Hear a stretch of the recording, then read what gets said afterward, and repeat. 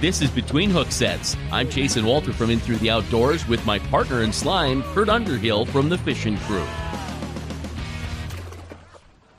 You know, buddy, ice fishing is about over, so you're going to have to work on that. We're, with what the guests we got tonight and what's coming up for us in the next month or so, you're going to have to work on that big one.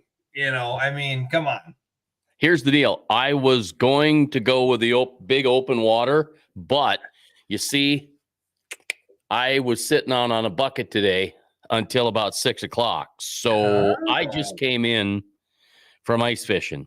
No, I did not catch anything. I officially should change my name to Shutting Down Walter or Shutting Down a Lake or something of that nature. Because, boy, can I shut one down. We had a few marks. Just one of those things. It's 55 degrees with a cloudy sky. You got to go walk out on the ice and give it a try. So we had some marks, but just did it for about 3 hours, and at least we got out there and had fun, and I wasn't sitting in Benny's chair back there. And how was the ice? Actually, it was pretty good, about 12 inches. It's disappearing. It's disappearing from the bottom up. That's one thing that maybe people who haven't been ice fishing long or really haven't been paying attention or don't have a Garmin or don't have a unit with a thermometer on it. The water's 40 degrees under the ice. I was going to say, I got a Snapchat today from a guy up north, and his Garmin was reading 39 under the ice. Yep, that's what it was up north when we were up fishing with Tom Seberg and Grant Farmer on Sunday. It was 38 to 39. I sat down in a spot where it was 35, and I should have moved right away because the guys that were in the 38 to 39 degree water were catching fish and marking fish, and I really wasn't. So I plopped down in the wrong spot. And it's amazing how a few degrees makes a difference that way, So well, the guy we're going to talk to tonight, he's not worried about 39 degree water. He's in a lot warmer water, a lot warmer weather. Yeah. So we're going to bring on, the Bassmaster Open fisherman, Brock Belik. How are you tonight, Brock? What's up, guys? I'm good. Hey, how are you? Well, it's darn good to see you. It's been a while. Honestly, when Kurt said we should get Brock Belik on, hey, Brandon, how you doing? B-Rock. Yes. Let's let it go. So, the crazy thing for me, I'm into this 6 degree thing where, whatever, it's all coincidence. And so I'm going to pop this up real quick because I was out bass fishing. Actually, it wasn't. I was walleye fishing, but I caught bass that day. It just so happens that I met Troy Deedy and Jefferson Lehman on the beautiful shores of West Whitlock. And then who do I run into filling gas but Brock Belik? So that was a pretty special day for me, really, to be honest with you. That was a good day. I won that tournament that day. Yes, you did. Yes, exactly. I thought, he won that tournament. I got to bring that back up again because that was a big day with Troy getting the state record smallie, you winning it, and then Shy Jefferson. He's just kind of a quiet, shy dude, but really a pretty cool dude. And one of the biggest reasons that we have you on the show tonight is your third place finish. I mean, absolutely remarkable and fantastic. And I'm just going to show the pictures right away. I stole them from Bassmaster, but I gave him the photo cred. What's it like to stand on stage and hold fish like that in a Bassmaster? It wasn't an open. It was a national qualifier. Yeah. Yep. A regional qualified for the national championship in November at Grand Lake. It's kind of neat how the Bassmaster works there, where you can fish at home here in some of the is it some of the opens of the South Dakota Bass Federation, North Dakota Bass Federation. You can win and you can go on and fish. I think Aaron and Ryland Coe had a chance to fish. I think a Bassmaster Open in Wisconsin last year, if I remember correctly. He'll kill me because I'm getting it wrong, but it's really neat that you can go places fishing locally. Yeah. Yep. You can make it all the way to the Classic if you just you get lucky enough, from a local event. So pretty cool with the Bass, how Bassmasters does that. You get all the way to the Classic, and you know, what kind of rings home to me is you're a northern boy. You know, you're a northern boy, definitely in a different world with the bass guys. And, you know, I've been a walleye guy for my whole life and started dabbling in the bass fishing side of tournaments. What is it like coming from Nebraska and now you're down south all over, traveling around, fishing these events? What is it like when you should still be on ice up here? Well, it's very enjoyable, I can tell you that. Yeah, I couldn't wait to get out of there around Christmas. It was eating at me, but yeah, we left home just after Christmas and headed south. You got to be pretty lucky to be able to do that because you had to have set a job aside. Very fortunate, yeah. My dad takes care of a lot of the farming while I'm gone. Yeah, that's pretty cool. I ran into you up in South Dakota at West Whitlock, and now you're down in Eufaula. So you get around just like all the guys in the Bassmaster Elites. You're up on Oahe, you're down in Eufaula, you know, and you've got other plans in mind too. Tell us what's going on for you. You're heading out and going other places. Yeah, so I'll be in Eufaula till probably Monday, and then I'm gonna jump up to Logan Martin, do a little pre-practice. And then it'll be probably Thursday of next week. We'll head up to Santee Cooper in South Carolina and start official practice next Saturday. Wow. So what is it like? So guys people that are watching tonight, people that are going to tune in later, go through your story of how you got, like what it's like to get into the open events. Obviously the dream is the Elite Series, but what's it take to get here? What's it like? What do they, you know, can anybody do it? Go through it like somebody doesn't know what's going on. So yeah, fishing the opens. First thing that comes to mind, it is grueling.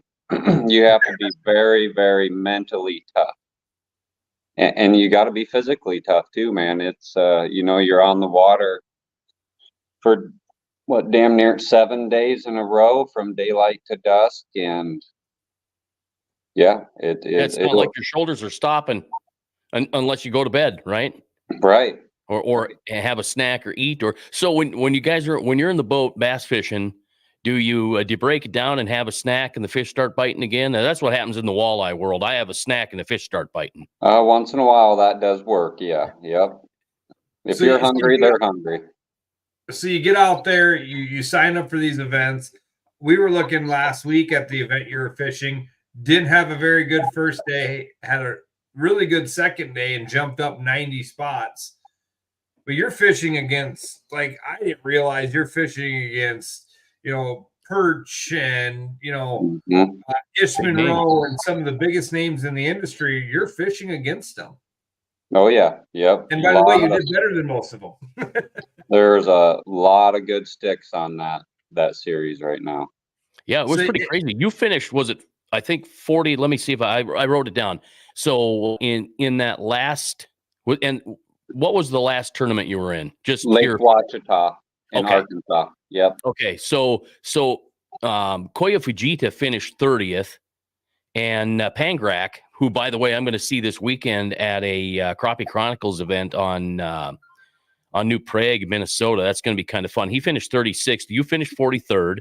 49th, Luke Palmer. Kenta Kimura, 63. Masushita finished 67. Scott Canterbury was in that, finished 79th. Gary Klaus, 85th. Andrew Upshaw. So Upshaw finished 92nd. Cliff Pace, 93rd. And Daryl Gleason, 101. So there's a ton of Bassmaster Elites there with you. Mm-hmm. You had a better bag than they did. Yep. It was, I think, day one a little bit tough for you. You were down, were you around that 100 mark or something? Like 130 something. Yeah. Yeah. It was not and a then good day. Day two, great rebound, but then you had to be in the top 10 to finish it out. So correct. I was pretty proud of you. I thought, wow, you know what? That's especially coming after coming after number 3. You know, that all had to work in your favor, and I don't quite understand the opens. Do you get points? Did you get points for that? Yeah. It's a points deal. Yep. Okay. So you get in this, I got a couple questions, but first you get in this and you sign up, and anybody can sign up for the opens. It's open to anybody, and the goal is to get to the Elite Series. But you're fishing against these Elite Series pros, one that may have not done good enough to make the elites and are trying to work their way back into it, or just have downtime and they're fishing it. But what is your head like going in and seeing that roster of people you're fishing against, and then go out day one and not do so well, but then come out and get your head back right and come out and be stellar on day two? So, the big names, it don't bother me anymore. After the last couple years, you kind of just get over it, and got to have the confidence you're just as good as them. You know what I mean? And that took a few years to kind of push them big names aside and get through that and not be intimidated. Yeah, gotta be super intimidating. And then so at Ouachita, had a shitty day one, 9 pounds something, but I totally changed what I was doing on day two. I went and threw a square bill all day at the bank, and I had the banks to myself. Everybody else was out scoping. No kidding. Yep. And that's what I did on day one. Do you spend a lot of time scoping, or is that just something you've learned to kind of set aside when necessary? Scoping? Yeah. So yeah, I do a lot of scoping. But I just knew going into day two that if I went and did that again, it wasn't going to pan out good. It was tougher, a little tougher, and it was going to be windy, which was going to make it tough. And yeah, so I went to the bank right away in the morning, and I had 3 over 2 pounds in like 15 minutes. And then another 15 minutes went by, and I had the 4.5 in the boat, and I knew what I was going to do the rest of the day. So did you even practice that, or was that just winging it? I'm just going to go here because my scoping plan didn't work out for day one. So I didn't do it in official practice. Now I pre-practiced a Ouachita, before that 15 days off limits, and I did some of it then. And I knew the fish. We had a warming trend that week, the 2 days of the tournament and maybe the day before the tournament, but it warmed up, and I knew there was fish shallow. I knew a red crankbait would probably catch them, and man, it didn't take long. They told me what they wanted. Isn't that amazing? It was truly amazing how you find you ended up building confidence right away that day. And I hear that's kind of the way it goes. If you get on them and things go your way and you get that confidence and you keep it, the day ends up finishing pretty good. And you finish really strong to go from, I was going to go back and look, and I was going to try to commit it to memory, but whether you were in 100 and whatever you were, and you ended up finishing 43rd, that was a big jump up, a big step. Yeah, it was pretty crazy. So you go in, so they give you the schedule. You can go pre-practice, which is, for most walleye guys, they don't get this, but then they shut you down for 15 days. And this is your second year on tour. You said before it was a month. Yeah, last year was a full month. Yeah. And then you get what? Like you get 4 days to break that lake down? 4.5. Yep. Wow. And that's what you got to figure that lake out. And because, 15 days, that, especially this time of year, lake can change a lot. Yeah, it can. Mm-hmm. So when you're pre-practicing, are you driving around, graphing, figuring stuff out, reading your sonars, doing that stuff? Or are you, because obviously you're probably not trying to dial a bite in. Right. So like the first 2 days, I don't try to fish a whole lot because I don't want to get on something that's going to fade away. And that was one thing that happened to me in Florida. Got the first 2 days of practice were great. And then come tournament time, my bite was going away. So you're saying when you're on official practice days, you're not even trying to practice the first 2 days? Just idle around, see kind of where everybody's at necessarily. And I'll fish a little bit, but I just don't want to get on a bite that's going to fade away. Because I've had that happen a time or two before. I really want to be getting or catching fish, or not necessarily catching them, but getting bites on them at least the last 2 days. And so I'm trying to remember who said, somebody in an interview said, when it comes to like say the Bassmaster Open or the Elites, you're looking for 5 bites, 5 good bites. And it's interesting when you think about that and you hear people talk about that. You're out there fishing all day long for 5 bites. It's just that's just 5 bites, but 5 bites could be pretty hard to come by sometimes. Oh yeah. Yep. You ain't kidding. So do you spend time practicing with the new stuff? Like you got Berkeley's Credge, you got the finisher, some of that stuff. Do you spend time fiddling around with the new stuff, or do you stay with your confidence stuff and keep in that box and don't go thinking outside the box? You do what you are confident in and know best. Oh no, I go outside the box. I'm always trying to throw something different than everybody else. So go ahead, finish. Sorry. And it might not be a technique, but just maybe a bait that not everybody's going to have necessarily, something the fish ain't seeing all the time.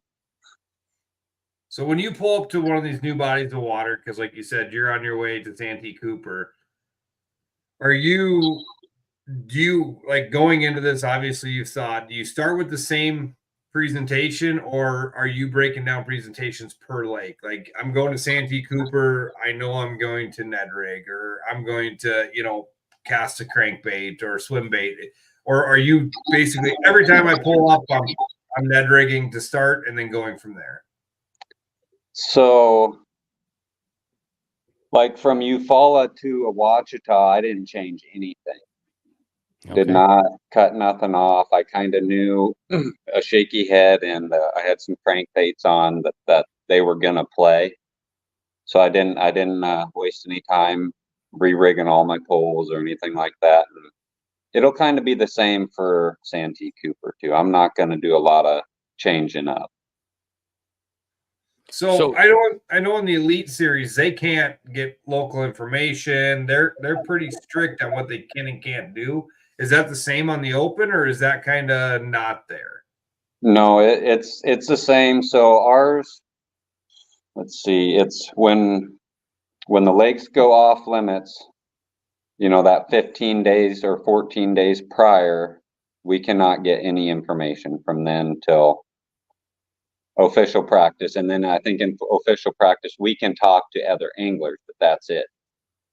Well, I know when the Elite Series came to Hawaii, he had a couple buddies like, well, I ran into so-and-so at the dock. God, he was kind of rude. I tried to tell him where to go, and he just kind of walked away from me, and I'm like, he wasn't being rude. That's his rules. We don't have that in the walleye world, but that's the rules on the Elite Series. You cannot, even if somebody's divulging that information, he just kind of pulled away from the dock, and he's like, God, I thought the guy was kind of rude. And I'm like, no, he's not being rude. He's just trying to abide by the rules. Yep, just trying not to listen is all he's doing. Yeah. I learned that one the hard way. I met a number of Bassmaster Elite guys when they were practicing on Oahe, when they were in the Whitlock area, and I got to know one pretty good. I'm not going to say his name because then nothing can happen with it. But I texted him and said, hey, I sure see a lot of bass when I'm fishing in this area, and he texted me back and said, sorry, deleted your text. Don't even know what it said. You can't text me that stuff. I'm like, oh, and it wasn't like it was the day before. It was probably 2 or 3 weeks before. But, I was just trying to be a nice guy and give him a heads up. And like, wow, you can't do that. So I'm glad that actually came up, because there's a lot of people, that do think some guys are just absolutely being rude and blowing them off, and they just can't listen. Their ears have to be closed. So I'm glad that came out, because it's important. And it happens quite often. Yep, it happens to me quite a bit at boat ramps. You'll have a local come up chit-chatting, and he'll start talking fishing out there, and I just tell him, like, hey man, I can't take no information, sorry, but we can talk fishing, but not about here. Yeah, that's a good rule though. I really think it is a great rule. It evens the playing field a little bit more. Yep.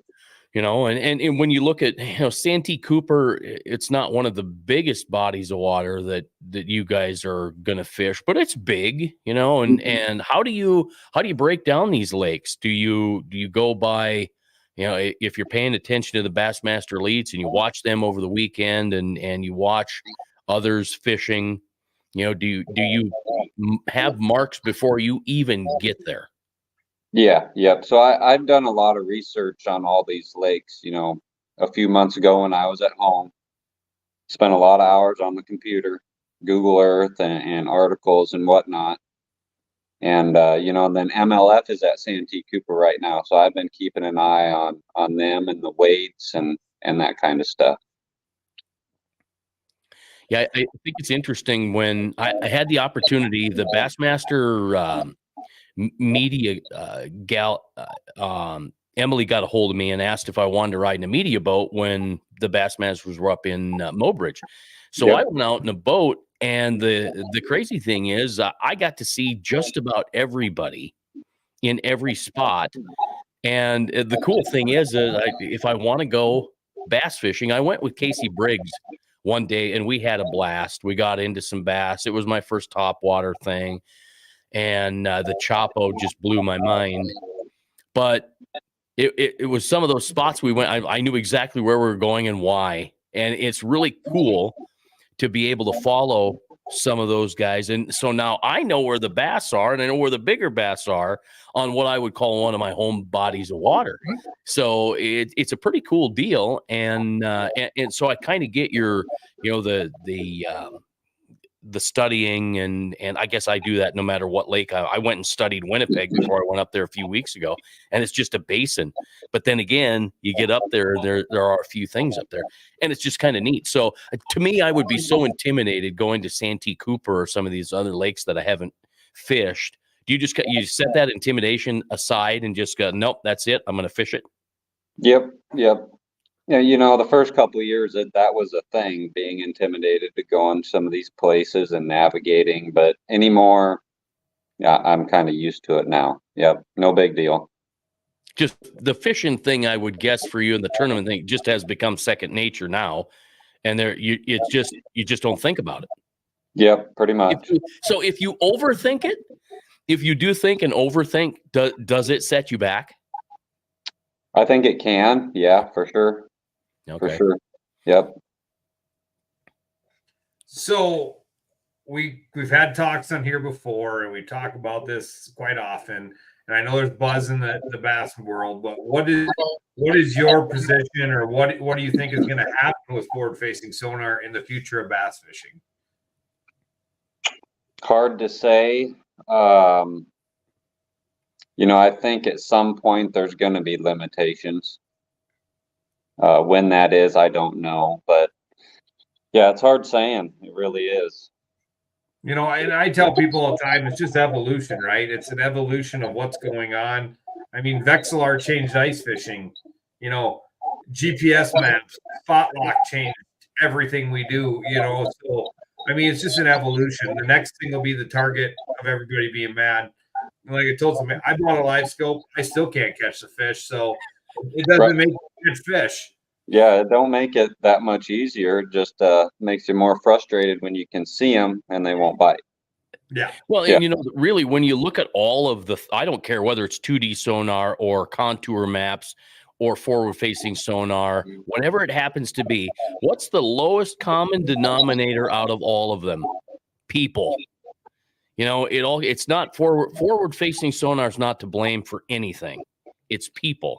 And it's how you use the equipment and how you abuse the equipment. So I don't think that gets said enough. But here again, guys like you and a lot of guys out there are good stewards of the lakes, of the fish, etc., and have the best in mind. And it seems to me that you got to be pretty greedy to abuse the live sonar thing. You really do. And I think it happens in the crappie world, but I don't know about the bass world. Sure. Yeah, I agree with you. Mm-hmm. So a boy from Nebraska, walleye country, how do we end up on the Open Series? I mean, you are like us, the heart of walleye country, and now you are chasing down in bass country. How do you get there? So, I grew up walleye fishing on Francis Case. That's ever since I was a little kid. Me and Dad used to go up there every weekend. But yeah, got into bass fishing with the Stropes and did casting kids, did the kids tournaments, and then graduated up to fishing with on the state South Dakota Bass Nation. And I was very successful on the nation, and then started getting in the opens, and just ball kept rolling. Did you have a stock dam at home on the farm with some bass in it? There was plenty around home there. Yep, we didn't have one personally, but yeah, there's plenty of farm ponds around. So the more bass guys that I run into and talk to, it's interesting. Even I had a chance to chat and fish with Grant Farmer over the weekend, and he's really become kind of excited. Maybe I'm not supposed to let that secret out, but he's excited about walleye fishing. He said he had a blast on Sunday and it was a ton of fun.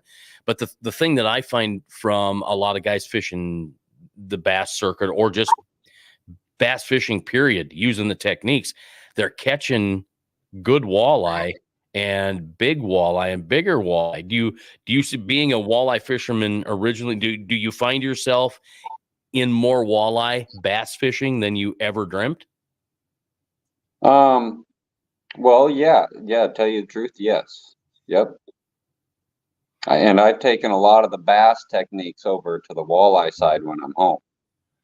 Yeah, it does make a lot of sense. I think that's the one thing that I like about guys in the bass world, and I'm not picking on the walleye guys, but those guys in the bass world, like you know, or Grant or Harry or whoever it happens to be, are much more willing to share, not necessarily the secrets, but the tactics, and tell you how to catch bass. And oh, by the way, this works great for walleye too, and that's a ton of fun. Yep.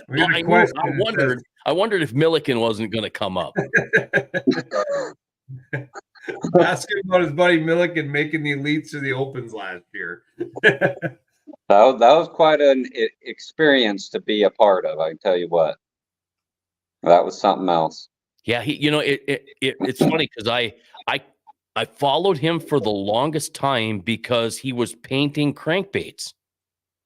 So I was watching his YouTube channel, trying to learn how to better paint crankbaits, because he was doing a lot of really awesome stuff, and he's pretty doggone good at it, right? He is good, yeah. He is. And so I learned what I needed to learn there, and I saw some of the goofy stuff that he'd done, and I thought he was pretty cool. But then, how it is, it's not that you tire of it, but you move on, right? And then all of a sudden I hear about, the 402. I'm like, what? Milliken's in the Bassmasters now? What's he doing now? So it's been pretty fun to see him succeed like he is. And I'm going to admit, I've got him in B starting tomorrow. Yeah, I was going to ask you, since we started a fantasy league this year, what are the inside tips? Brian, close your ears. Everybody else listening, I need some tips because I got to win some of this fantasy fishing that we're going to do this year. And if people are watching and want to know, you still have to tonight. You can Venmo me $100. Join our fantasy league. We're going to do a payout. I think there's like 12 people right now and signed up for league. So what are your hot tips for fantasy this week? Do you do fantasy or? I don't. I've never really got into the whole fantasy thing. I did it one year, and it just kind of, I fell out of it. Yeah, but you're in it. So I think it would be a whole lot different if I were out bass fishing and doing the deal in tournaments and going all over. I wouldn't be able to pull it off either. But for dreamers like Kurt and I, yep.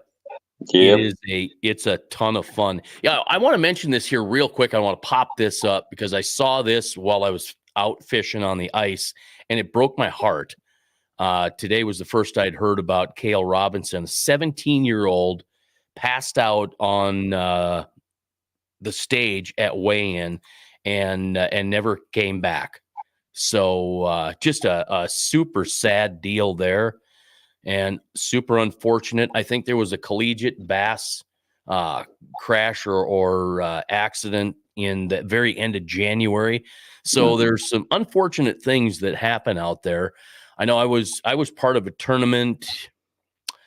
Gosh, it was probably last April in a bunch of rain, and I think there was a bad, ugly accident there. And you gotta be careful. It is the life jacket rule, all those things that set up for the Bassmasters, or you still have to wear the life jackets. You have to do all that stuff. All that safety stuff comes first, right?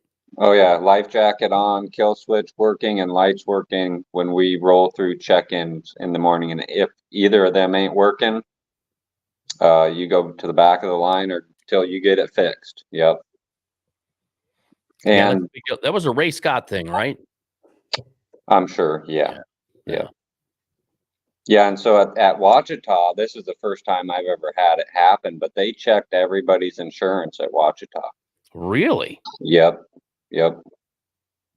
That's interesting. Was that the open or the? That was DNR? the open. Okay. But was it DNR or was it actually Bass that did that? No, it was Bass. Yep. At registration, you had to have your fishing license and copy of your insurance. Yep. I can't argue with that. Yeah.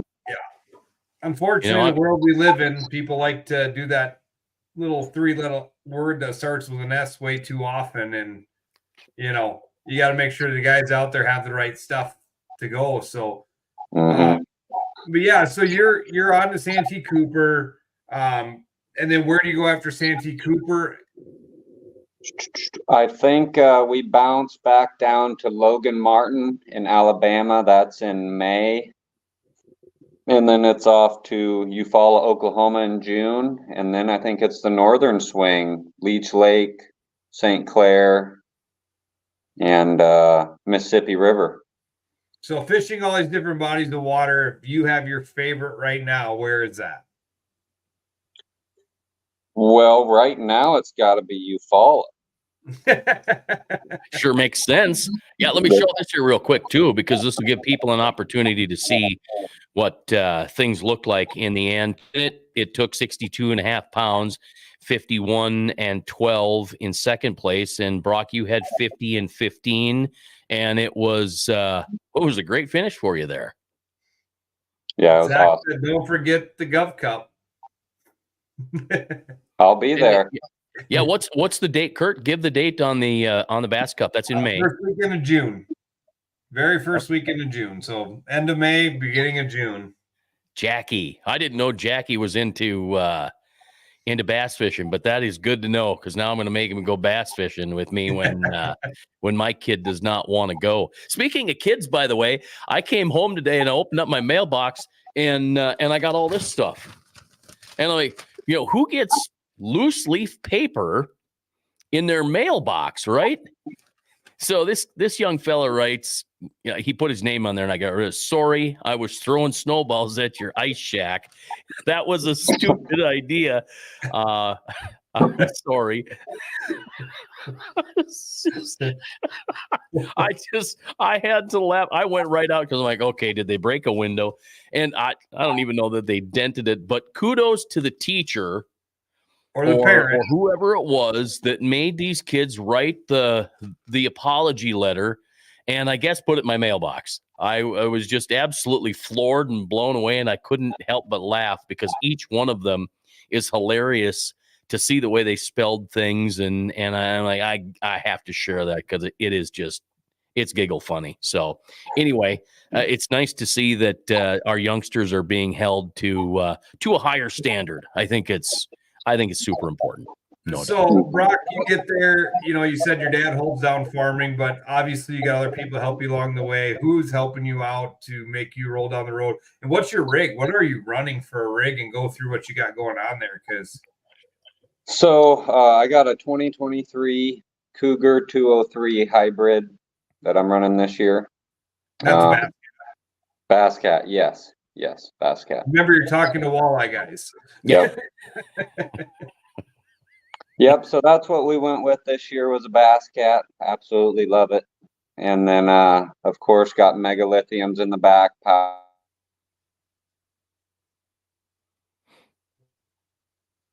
I think he froze up a tad there, or maybe we all did. All right, we lost you. You got megalithiums. Yeah, that's the power to all the toys. Yep. And Yeah, then, we're running a Garmin Live Scope up front, and then we got 360 Humminbird 360. So. and your boat is rigged by the place you happen to be staying at. Talk about them guys a little bit, with what you got going on there for people who don't know who they are and what they do. Yeah, so David and Starla own Elite Sonar here in Eufaula, Alabama. How many boats you do for the Classic? They got 2 boats going to the Classic here in March. And dude, I'll tell you what, state of the art stuff they're doing back there. Well, it'll be fun to see. I'm hoping we'll run into them. I guess we'll have to get their names and contact information, because it sure would be fun to meet them in person and say hello. Especially being in the background, they could slide around the corner and peek in if they want to and show themselves. That would help us all out. I wouldn't mind that at all. Are they gonna be shy? They're gonna come over. Okay, perfect. So that's pretty cool. We're gonna have these guys on. So in the walleye world, we kind of slack a little behind. So this can get a little more interesting. So are you guys running? We're hearing about Clearview power, all that stuff. These electronics, these better electronics are taking better power to get to them. Is that I know walleye guys are finally asking me about 16-volt batteries for boats. Kind of go into that a little bit with what don't give your trade secrets away, because but what are people doing? What are you guys doing that is making the images, and does it really make it that much better? It does. Just having direct power to your graphs. You're not sharing. With the age of lithium, I mean, we see how long your cell phone can last. Watching videos, on YouTube, and that's just off a small lithium battery. So the same screens, they're HD screens. They love the power. So direct harnesses, and then with the age of live scope, I mean, what can you say? I mean, we always say, how can it get better? I mean, with the age of live, when the side scan was out, it's like, how can we get better at that? This is it. Then 360, and then DI. Now this. Now what's next? That's and there will be something next. So. Man, I remember being a kid sitting in a camper cutting up paper from a paper graph. Right. Yeah, right. I mean, I remember the green box, and I probably will outdate. I mean, I'm not that old, but the Genetrons. I mean, I had one of my fishermen that would pay top dollar up until a few years ago if you could get him a Genetron working or not, because he believed in them so much. Right.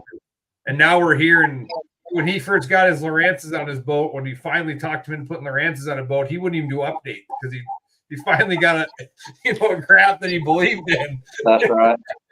That's right. But yeah, I mean, it's just going to keep evolving and evolving and evolving. I mean, we got cars that drive themselves now. Pretty soon boats will drive themselves. You'll take a spot, it'll take off and run on. So that's spooky. It was 2013. I ordered my first side imaging units, got the Humminbird, decided to get it all. And my dad said, "Why would you spend money on all that?" I'm like, "Well, because I'll never have to buy another unit or units again." Right. And 10 years later, well, it wasn't that, it was 3 or 4 years later, maybe 2 years later, Helix came out, and here I am buying Helix and doing all that. And then I bought the 360 in 2014, and yeah, you always have to do whatever you do to keep up with what's going on. But I think the one big thing, though, and you guys brought it up, is power. Power. Yeah, I think a lot of people are underpowered.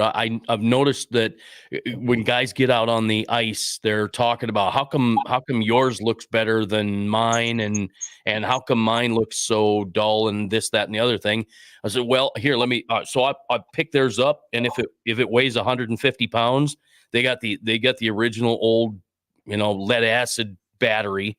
That's right. And I don't have the 16 volt, but I've got a much bigger 12 volt. I think it's Norsk, and I've got the amped, and they do make a difference. Boy, do they make a difference.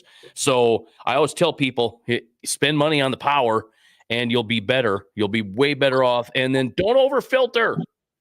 Everybody wants a clean screen. That's right. That's right. You know, Brock, you agree that you don't need a clean screen. No, that everybody just wants that clear picture. You know, look out.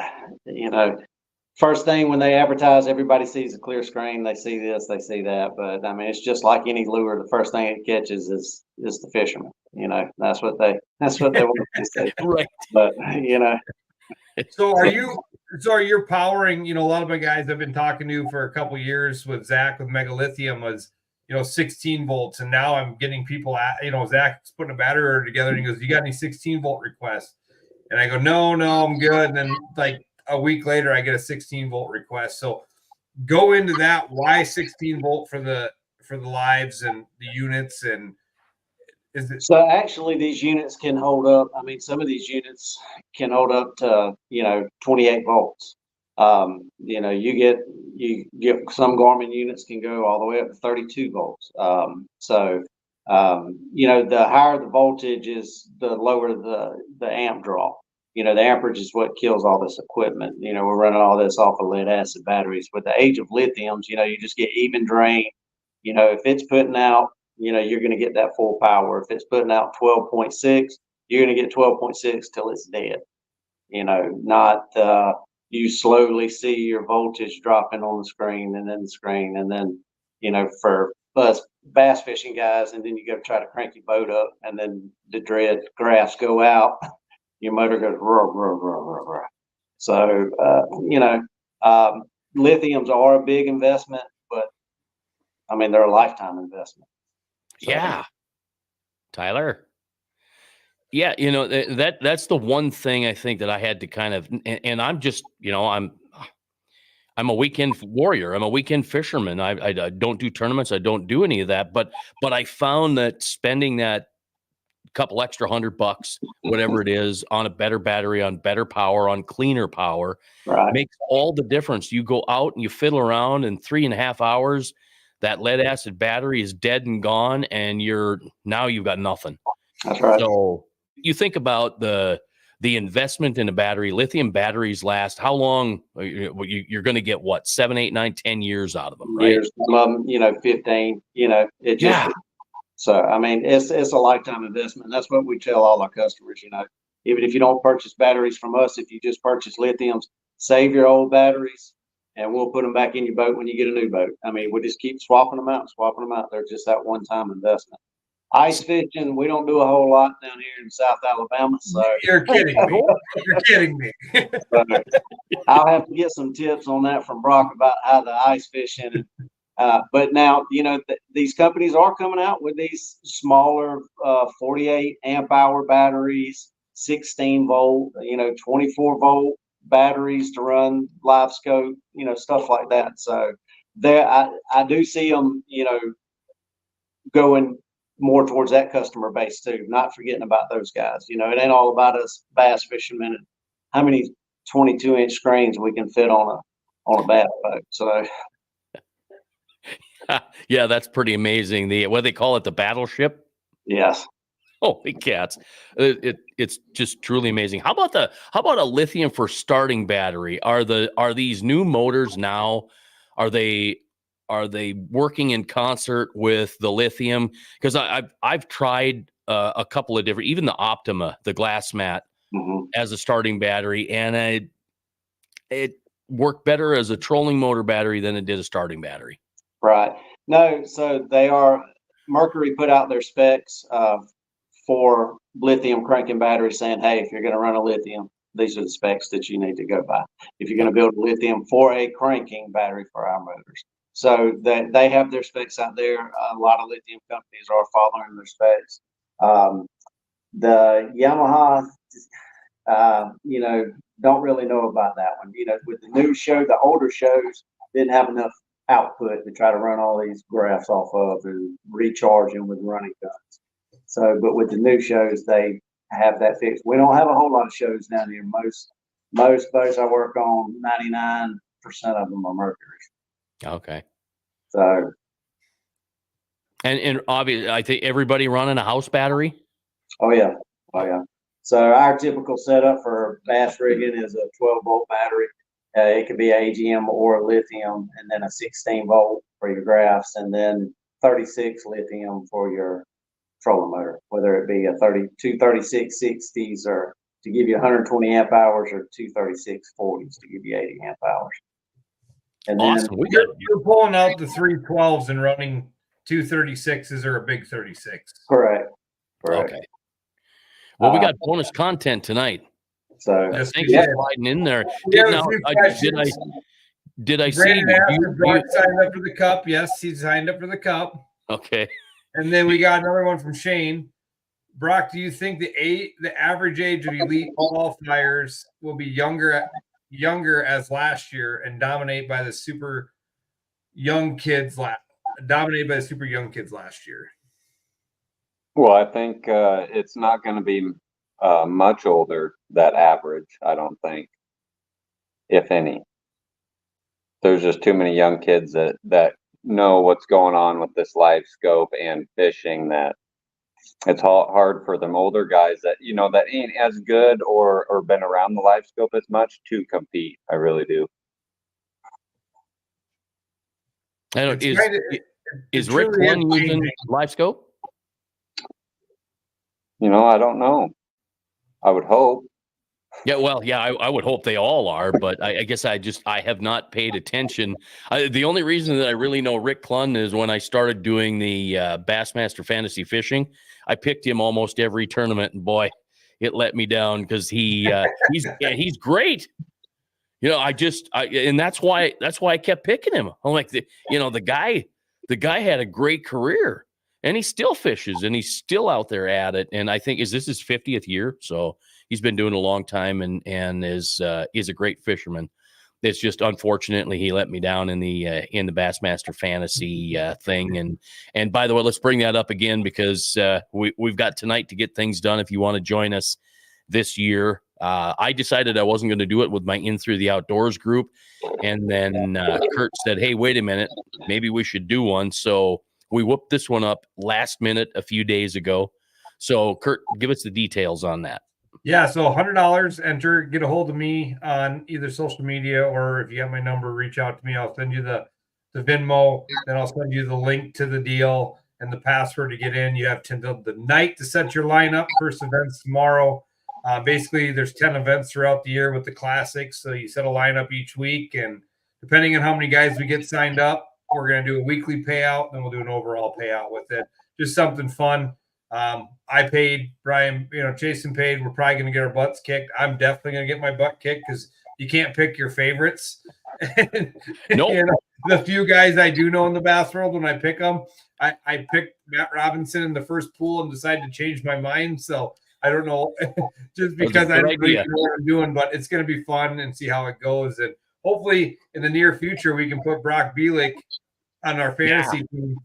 And what does it take to get out of the opens to get to the elite? Is it if you win a tournament, if it's you finish high enough in points, how many guys move up next year from this year? Because I truly don't know how you make that jump. So it's the top 9 in points through the 9 events. Okay. Yeah. So if you win an event, it's just going to set you up good for points, but it doesn't make you automatic berth to the Elite Series. Correct. The only automatic berth is to the Classic, and that's if you win one. Okay. Yep. Pretty exciting. I know a lot of people, a lot more people follow the bass world than they do the walleye world. We've had good attendance tonight and a lot of questions. It's been fun to have you. I have a couple of things here, a little between hook sets news. Bassmaster Elite course starts tomorrow. Minnesota's walleye season ends this weekend, and Pheasant Fest and Quail Classic March 1st through the 3rd in Sioux Falls. So we've got some stuff going on, no doubt. Brock, it's been great to have you. Thank you very much. Thank you. Appreciate it. And here again, give us the names of the folks you're staying with, because I'm really bad at names. I'll remember his face forever. When I get to the Classic, I'll pick him out of a crowd like Waldo. But are you going to be at the Classic? Yes, we'll be there. Like I said, we have actually 2 boats in the Classic. I'll actually be trying to run on the water and chase some of our anglers down and catch some drone footage of them. And my wife's actually going to be at the Classic working booths. So we'll be kind of coming and going. So this is our first Classic we've ever been to. So Same Ours here. too. We are excited, no doubt. Well, hey, thank you very much. It's been great. Thanks for taking time out to hang with us. Let's see. Is it just about 9 o'clock there? Correct. Yep. Yeah. Okay. Oh, So walleye to fantasy. answer the question before we jump off, Chad, there is not a walleye fantasy league. It would be cool, but there isn't. Yep. It hasn't happened. Nate, great to see you tonight. Love watching your stuff too. Justin, how you doing? All right, fellas, thank you very much. We'll see you at the Classic, and Brock will keep an eye on you on Bassmaster. I guess the easiest thing for me was to just Google Bassmaster Opens leaderboard, and boom, there it is, and it's easy to follow along. Yep. Easy All right, as that. awesome. Hey, thank you very much. You guys take care. Thank you, See guys. you guys. Thank All you. right, thank you much.